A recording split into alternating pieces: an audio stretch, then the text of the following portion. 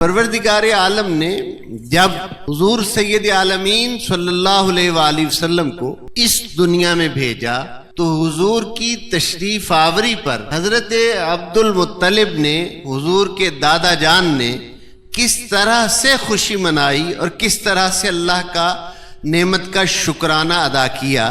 حلیۃ الاولیاء میں اور دلائل النبوت میں ارشاد فرماتے ہیں حافظ ابو نعیم اصفہانی رحمۃ اللہ تعالی کہ حضرت عبد المطلب نے جناب سرکار حضرت ابو طالب کو حکم دیا کہ مال میں سے، مویشیوں میں سے 100 اونٹ الگ کرو اور 100 اونٹ الگ کر کے ان کو ذبح کرو، اور ان کو ذبح کرنے کے بعد مکہ والوں کو پیغام بھجوا دو کہ 3 دن کوئی اپنے گھر میں کھانا نہ بنائے، 3 دن تک ہمارے دسترخوان پر آ کر کھانا کھائیں۔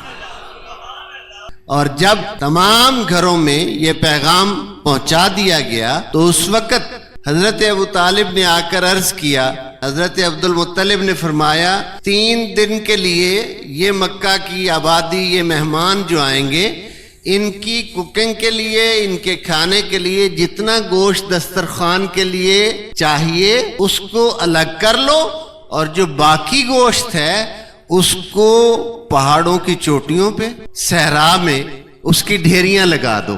اب گوشت کو صحرا میں اور پہاڑوں پر پھینکنا یہ اسراف ہے یا نہیں؟ لیکن ایسا کیوں کیا گیا؟ ایسا حکم کیوں دیا گیا؟ ایک تو یہ کہ حضرت عبد المطلب اللہ کی جمی مخلوق سے، ہر قسم کی مخلوق سے بہت پیار کرتے تھے۔ پرندوں تک کو دانا ان کی پسند کا رزق پرندوں تک کے لیے ہر وقت ان کے در دولت پر ہوتا، ہر طرح کے پرندے آتے، وہ دانا چگ کر جاتے۔ اور پھر خاص طور پر حضور کی آمد پر یہ جو 100 اونٹ ذبح کروا کے اس طرح دسترخوان ڈھیریاں لگوا دی گئیں دسترخوان کے ساتھ ساتھ، اس سے مراد کیا تھی؟ اس سے مقصود یہ تھا کہ انسان تو دسترخوان پر آ جائیں گے، یہ فقط انسانوں کے لیے نہیں، یہ تو جہانوں کے لیے رحمت بن کر آئے ہیں، اس لیے ان کے آنے کی خوشی میں ہر مخلوق کو شامل کیا جائے۔ پہاڑ کی مخلوق پہاڑ پہ رزق پہنچاؤ، صحرا کی مخلوق کو صحرا میں رزق پہنچاؤ۔ اللہ نے ہمیں اتنی بڑی نعمت سے نوازا ہے، اتنی بڑی شان سے نوازا ہے، اللہ نے ہم پر کرم اتنا بڑا کیا ہے۔ اب جب قریش کے لوگ آتے اور وہ آ کر حضرت عبد المطلب سے پوچھتے کہ آپ کے بابا حضرت ہاشم بہت بڑے سخی تھے، میں اپنے نوجوانوں کو یہ بتاؤں کہ حضرت ہاشم کا نام مبارک ہاشم نہیں ہے، آپ کا نام مبارک عامر بن عبد مناف ہے۔ آپ کا لقب ہاشم اس لیے پڑا کہ آپ جب کبھی مکہ میں قحط پڑتا تھا تو آپ اپنے جانور ذبح کرا کے اور گیہوں اپنا اناج پسوا کر اس کی روٹیاں بناتے، جانوروں کا گوشت کا شوربہ بناتے اور روٹیاں توڑ توڑ کر اس گوشت میں ڈال کر عربوں کا پسندیدہ کھانا سرید ان کو دیتے، کھلاتے، بلاتے دسترخوان پر۔ ہاشم کا لغوی معنی ہے روٹیاں توڑنے والا۔ اس بنا پر قوم نے، اہل مکہ نے آپ کو، آپ کا اصل نام کتابوں میں رہ گیا، وہ صرف اہل علم جانتے ہیں۔ آپ ہاشم کے لقب سے، یعنی روٹیاں توڑنے والے، اپنی اس صفت کی وجہ سے، جس صفت کی بنا پر آپ لوگوں کو کھانا کھلاتے تھے، اس وجہ سے آپ معروف ہوئے۔ آج آپ بڑی سے بڑی سیرت کی کتاب دیکھ لیں، بڑی سے بڑی ریفرنس بک دیکھ لیں، اس میں حضرت ہاشم کا اصل نام بریکٹ میں لکھا ہوگا، لقب ہاشم جو ہے وہ سامنے لکھا ہوا ہوگا۔ اچھا، اب اہل مکہ نے کہا کہ آپ کے بابا بڑے مہمان نواز تھے، بڑے سخی تھے، ان کا دسترخوان بڑا وسیع تھا، ہاشم ان کا لقب اسی وجہ سے تھا۔ یہ تو ٹھیک ہے، ہم مانتے ہیں کہ بنو ہاشم کھلانے میں، مہمان نوازی میں، حاجیوں کی خدمت کرنے میں بنو ہاشم اپنا ثانی عرب میں نہیں رکھتے، لیکن اے ہمارے سردار عبد المطلب، یہ 3 دن کا کھانا، یہ 3 دن کا کھانا، یہ کس خوشی میں ہے؟ تو آپ فرماتے اللہ نے ہمیں بہت بڑے انعام سے نوازا ہے، بہت بڑے انعام سے نوازا ہے۔ وہ بہت بڑا انعام کیا ہے؟ اللہ نے میرے مرحوم بیٹے عبداللہ کو بیٹا عطا کیا ہے۔ اب وہ سمجھتے تھے کہ حضرت عبداللہ بیٹوں میں ان کو سب سے پیارے تھے۔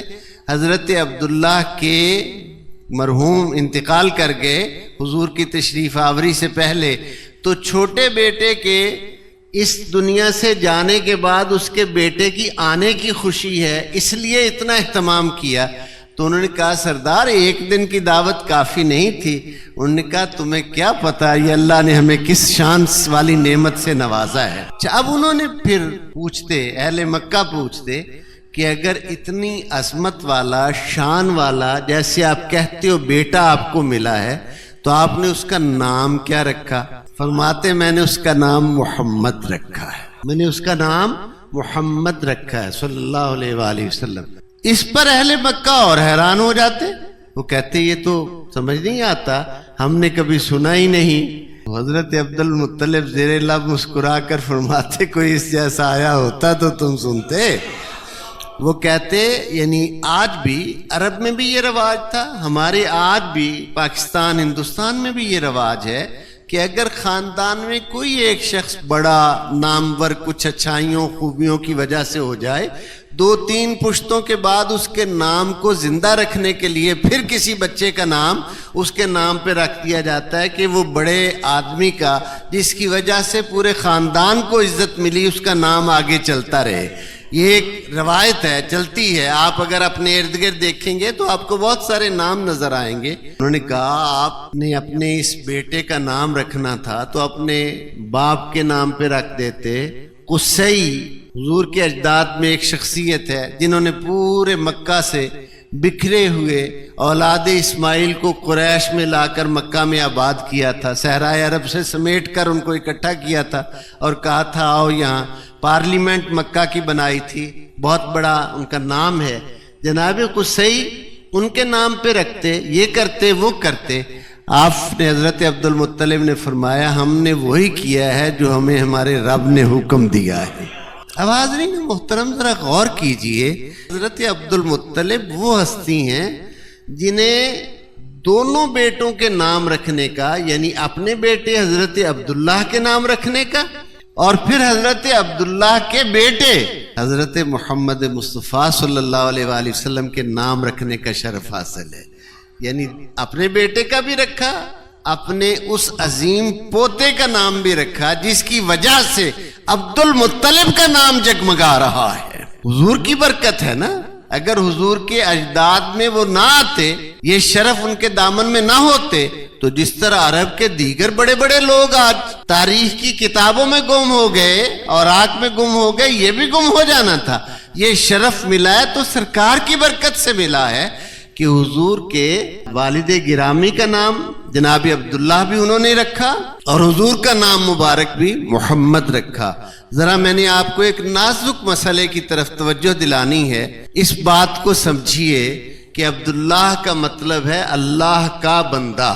محمد صلی اللہ علیہ وآلہ وسلم کا معنی ہے بہت زیادہ تعریف کیا گیا، بہت زیادہ تعریف کیا گیا، یعنی جس کی تعریف کبھی ختم ہی نہ ہو، بہت زیادہ تعریف کیا گیا۔ اب ذرا ان دونوں ناموں کو سوچو اور غور کرو کہ حضرت عبد المطلب اللہ کے کس قدر پسندیدہ تھے، اللہ کے کس قدر محبوب تھے کہ انہوں نے ایک تو اپنے بیٹے کا نام عبداللہ رکھ کر پوری امت مسلمہ کو اور پوری انسانیت کو یہ پیغام دیا اور یہ میسج کنوے کیا کہ کل کو کوئی اٹھ کر یہ کہے کہ ہم بتوں کے پجاری تھے تو قریش بتوں کے پجاری ہیں، یہ لات عزا ابل کی پوجا کرتے ہیں، ہم اللہ وحدہ لا شریک کے ماننے والے ہیں، ہم اللہ وحدہ لا شریک کے ماننے والے ہیں۔ پھر حضور کا نام مبارک رکھ کر اپنے اسی ایمان کا اظہار اور ادعا کیا، محمد صلی اللہ علیہ وآلہ وسلم بہت زیادہ تعریف کیا گیا۔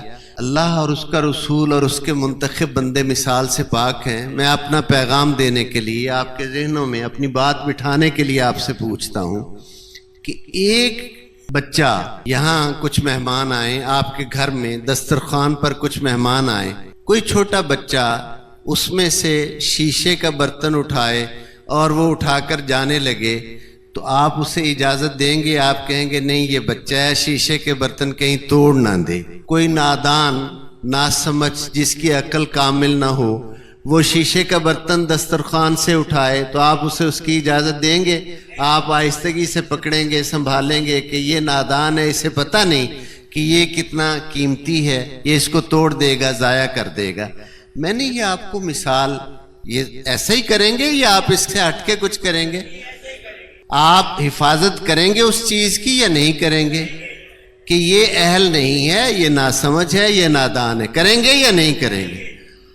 اب جب آپ اتنی احتیاط کرتے ہیں تو میں نے یہ مثال اس لیے دی کہ اللہ رب العزت نے اپنا ایک اصول قرآن حکیم میں بیان کیا ہے، انما المشرکون نجس، بے شک مشرکین نجس ہیں، ناپاک ہیں، مشرکین نجس ہیں، ناپاک ہیں، یہ اصول ہے۔ اللہ نے ایک اصول دے دیا۔ اب جو مشرکین نجس اور ناپاک ہیں، کیا اللہ انہیں اپنی کائنات کی سب سے بڑی امانت دے گا؟ تانوں انی عقل ہے بھی بچے دے ہاتھ چو گلاس لے لو گے بھی یہ توڑ نہ دیویں، اپنے مالک دے بارے چ کی رائے؟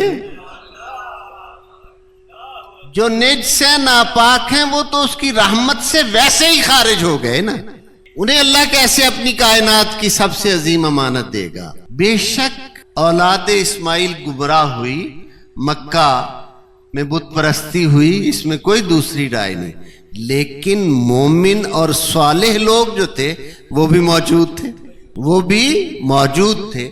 حضرت قاضی اسماعیل زین بن دہلان مکی رحمۃ اللہ تعالی، آپ مفتی حرم تھے اپنے دور میں، آپ ارشاد فرماتے ہیں، آپ کی سیرت السیرت النبویہ بہت زبردست، بہت ضخیم کتاب ہے، آپ فرماتے ہیں اپنی اس سیرت میں کہ حضور کے آبا میں سے، حضور کے اجداد کریمین میں سے، جن سے نسب مبارک حضور کا جے پاکیزہ نور منتقل ہوتا ہوا آیا، ان میں ایک شخصیت ہے جناب الیاس کی، ان کا نام ہے جناب الیاس۔ ایک حضرت الیاس ہیں بنی اسرائیل کے نبی، وہ ہیں حضرت اسحاق کی اولاد سے، فلسطین میں رہے، اور ایک ہیں یہ اولاد اسماعیل سے، یہ نبی نہیں ہیں، یہ نبی نہیں ہیں، لیکن حضور کے آبا میں ان کا نام مبارک آتا ہے۔ حضرت الیاس نے جب مکہ کے بیشتر لوگ اپنی قربانیاں بتوں کے پاس جا کر ذبح کرتے تھے، تو حضرت الیاس جب اپنے دور مبارک میں آئے اور سردار بنے اپنے قبیلہ اور خاندان کے، تو آپ نے اپنی قربانی کے جانور وہاں جا کر ذبح کیے جہاں حضرت ابراہیم نے جناب اسماعیل علیہ السلام کی قربانی کی تھی۔ لوگوں نے مخالفت بھی کی، مسائل بھی پیدا ہوئے، یہ کیویں ہو سکتا ہے بھی بندہ حق بھی بولے تو کوئی مخالفت نہ کرے؟ یہ کیسے ہو سکتا ہے؟ یہ تو لا آف نیچر کے ہی خلاف ہے۔ یعنی حضرت مولا علی مرتضیٰ نے فرمایا جس شخص کا کوئی مخالف نہیں ہے وہ بندہ مومن نہیں، منافق ہے۔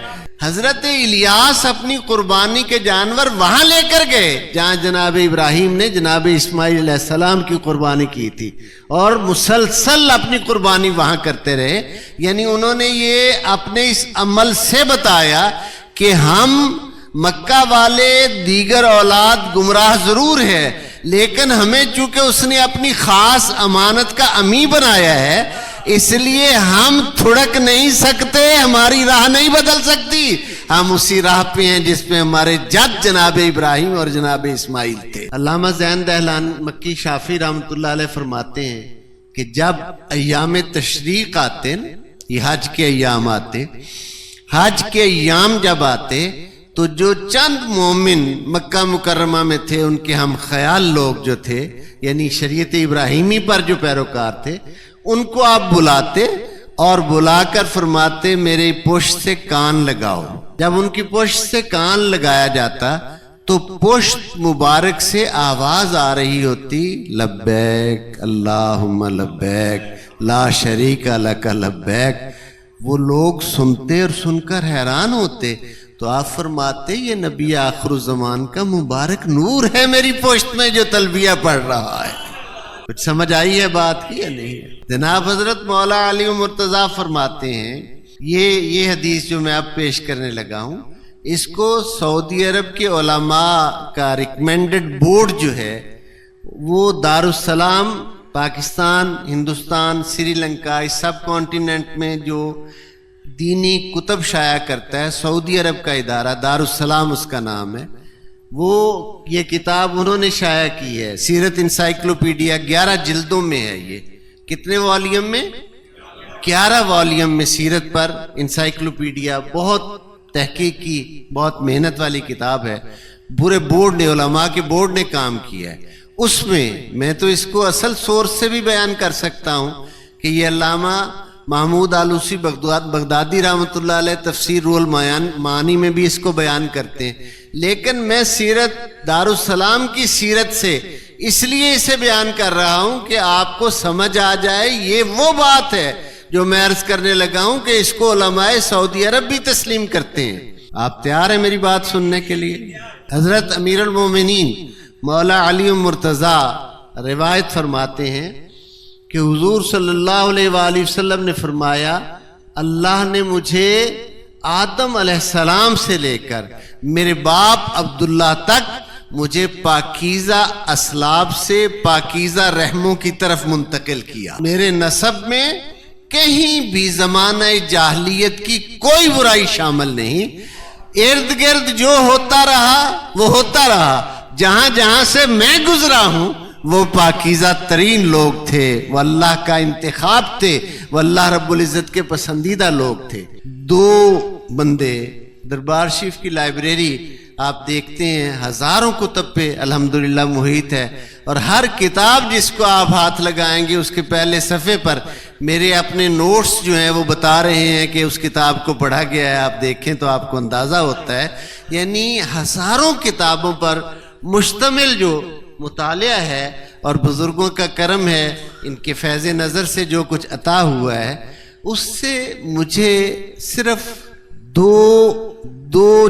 دو بندے سمجھنے کے لیے کہہ رہا ہوں، سمجھانے کے لیے، جو حضور کی آمد پر روئے ہیں، جو حضور کی آمد پر روئے ہیں. باقی کوئی رونے والا نہیں. باقی کوئی خوشی منا رہا ہے، نہیں منا رہا تو چپ کر کے بیٹھا ہے. رونا تکلیف کی وجہ سے ہوتا ہے. یہ میرا مزاج نہیں ہے، چونکہ لوگ سوال اتنے لے کر آتے ہیں، پوچھتے ہیں کہ جی اس کا کیا جواب دیں. اچھا اب دیکھیے وہ 2 لوگ کون کون سے ہیں. الوفا فی احوال المصطفیٰ، یہ ہمارے بہت بڑے محدث ہیں علامہ ابن جوزی، انہوں نے سیرت کی کتاب لکھی ہے الوفا فی احوال المصطفیٰ. علامہ ابن جوزی اس میں نقل کرتے ہیں کہ حضور صلی اللہ علیہ وآلہ وسلم کی آمد کی خبریں چونکہ یہودیوں کو، عیسائیوں کو، اہل کتاب کو سب کو تھیں کہ حضور کی تشریف آوری کا وقت قریب آ رہا ہے. اب یہ اس لیے اہم بات تھی کہ چونکہ صدیوں سے تو ان انبیاء میں نبوتوں کا سلسلہ چلا آ رہا تھا. حضرت ابراہیم کے بیٹے حضرت اسحاق نبی، حضرت اسحاق کے بیٹے حضرت یعقوب نبی، حضرت یعقوب کے بیٹے حضرت یوسف نبی، پھر آگے آ کے حضرت داؤد نبی، پھر ان کے بیٹے حضرت سلیمان نبی. یہ حضرت اسحاق سے لے کر جناب عیسیٰ علیہ السلام تک یہ سارے انبیاء بنی اسرائیل ہیں. اس دوران حضرت اسماعیل کے بیٹوں میں نبی کوئی نہیں ہوا، لیکن نور مصطفیٰ کی امین ہستیاں جو تھیں وہ حضرت ابراہیم کی شریعت پر کاربند تھیں. نہ کبھی بتوں کے پاس گئے تھے، نہ کبھی شرک کیا تھا، نہ کبھی گناہ کیا تھا، بلکہ ہمیشہ نکاح کرتے تھے. اب آقا کی تشریف آوری چونکہ ایک بہت بڑی تبدیلی تھی، اس لیے اس کو تورات میں بھی بیان کیا گیا تھا، اس کو زبور میں بھی بیان کیا گیا تھا، اور اس کو انجیل میں بھی بیان کیا گیا تھا. یعنی حضرت حسان بن ثابت رضی اللہ تعالیٰ عنہ، یہ یثرب کے رہنے والے صحابی ہیں، شاعر دربار رسالت ہیں. آپ روایت کرتے ہیں کہ یثرب میں الہامی کتابوں کے ایک عالم تھے، تارک الدنیا تھا، تخلیہ میں رہتا تھا، کبھی باہر نہیں نکلتا تھا۔ ایک شام وہ باہر نکلا اور گلیوں میں ایسے آسمان کی طرف دیکھے اور دیکھ کر وہ شور مچائے، عجیب و غریب آوازیں اس کے منہ سے نکلیں۔ لوگ جس کے لیے دیدار کے لیے ترسا کرتے تھے، سال میں کہیں ایک آدھ بار وہ لوگوں کا اپنا دیدار کراتا تھا، اسے آج یوں گلیوں میں دیوانہ وار پھرتے ہوئے جب انہوں نے دیکھا تو لوگ اس کے فالورز، چونکہ مدینہ میں یہودیوں کی کثرت تھی، وہ اس کے ارد گرد جمع ہو گئے۔ انہوں نے پوچھا کیا ہوا، بات کیا ہوئی؟ وہ آسمان کی طرف دیکھے اور یوں اشارہ کرے، اور اس نے اپنے یہودیوں کو کہا وہ رات آ گئی ہے اور وہ ستارہ طلوع ہو گیا ہے جس کی ہمیں موسیٰ نے خبر دی تھی کہ جب آسمان کے فلاں گوشے میں وہ ستارہ طلوع ہو جائے وہ رات نبی آخر الزماں کے ظہور کی رات ہوگی۔ ولادت ہو رہی ہے مکہ میں، الہامی کتابوں کا عالم 500 کلومیٹر پر بیٹھا ہوا، جو تورات زبور میں خبریں تھیں، حضور کا جو ذکر تھا۔ لوگ پوچھتے ہیں میلاد کہاں تھا؟ ارے یہ میلاد نہیں تو اور کیا ہے؟ وہ الہامی کتابوں کا عالم اس شام تک سے واقف ہے، اس ستارے سے واقف ہے جو اس رات کو چمک رہا ہے۔ تم پوچھتے ہو میلاد کہاں ہے؟ یہ یثرب کی بات تھی۔ اب آئیے جو بات میں نے شروع کی تھی، الوفا میں ابن جوزی ایک روایت نقل کرتے ہیں، ایک الہامی کتابوں کا عالم مکہ مکرمہ میں آ گیا۔ جب اس نے دیکھا نا کہ ظہور مبارک کا وقت قریب آ رہا ہے تو اس نے وہ قریب آ گیا، مکہ میں آ گیا، یعنی باہر سے کہیں سراؤنڈنگ سے اٹھ کر مکہ میں آ گیا، اور اس کی خواہش تھی کہ میں اس وقت کو دیکھوں، تصدیق کروں جو میری الہامی کتابیں کہہ رہی ہیں۔ حاضرین محترم، جب صبح ولادت آئی، جب میلاد پاک کی جس سہانی گھڑی چمکا طیبہ کا چاند، اس دل افروز ساتھ پہ لاکھوں سلام، جب وہ سہانی گھڑی آئی تو وہ الہامی کتابوں کا عالم بنو ہاشم کے محلہ میں آیا، اور آ کر اس نے دستک دی، ایک گھر، دوسرا گھر، تیسرا گھر، اور پوچھتا کیا ہے کہ تمہارے کسی کے گھر آج بیٹا تو پیدا نہیں ہوا؟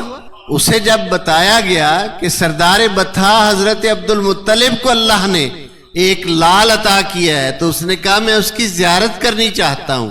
حضرت عبد المطلب کی خدمت میں حاضر ہوا، اور حاضر ہو کر اس نے جب زیارت کی خواہش کی تو سرکار آئے سیدہ آمنہ سلام اللہ علیہا کے پاس اور فرمایا مجھے میرا بیٹا 2 لوگ زیارت کے لیے آئے ہیں۔ جب باہر لے کر آئے تو اس یہودی عالم نے نہ حضور کا چہرہ دیکھا، نہ حضور کے ہاتھ دیکھے، نہ پاؤں جیسے بچے کے نقشنین دیکھے جاتے۔ اس نے حضور کا دایاں کندھا اوپر کیا۔ عالم اور جاہل کا فرق سمجھو، دائیں کندھے کو اوپر کیا، دونوں شانوں کے درمیان مہر نبوت پر نظر جمائی۔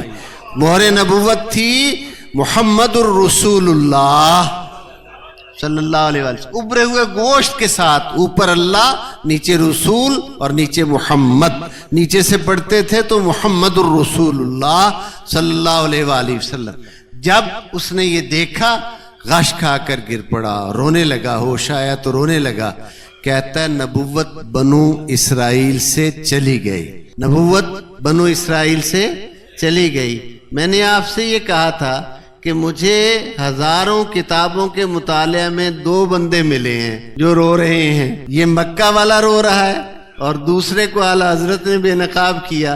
نثار تیری چہل پہر پر ہزاروں عیدیں ربیع الاول، سوائے ابلیس کے جہاں میں سبھی تو خوشیاں منا رہے ہیں۔ ایک شیطان نے چیخ ماری کہ رحمت للعالمین آ گئے، میں نے جو اولاد آدم کو گمراہ کرنا تھا اب ان کے سایہ عاطفت میں آ کر لوگ جہنم کا ایندھن بننے سے بچ جائیں گے۔ ایک شیطان رو رہا ہے، ایک وہ یہودی عالم رو رہا ہے۔ حضرت عبد المطلب خوشیاں منا رہے ہیں، حضرت ابو طالب خوشیاں منا رہے ہیں، حضرت آمنہ خوشیاں منا رہی ہیں۔ اب بتاؤ ہم فیصلہ کریں ہم نے کن کے پیچھے چلنا ہے؟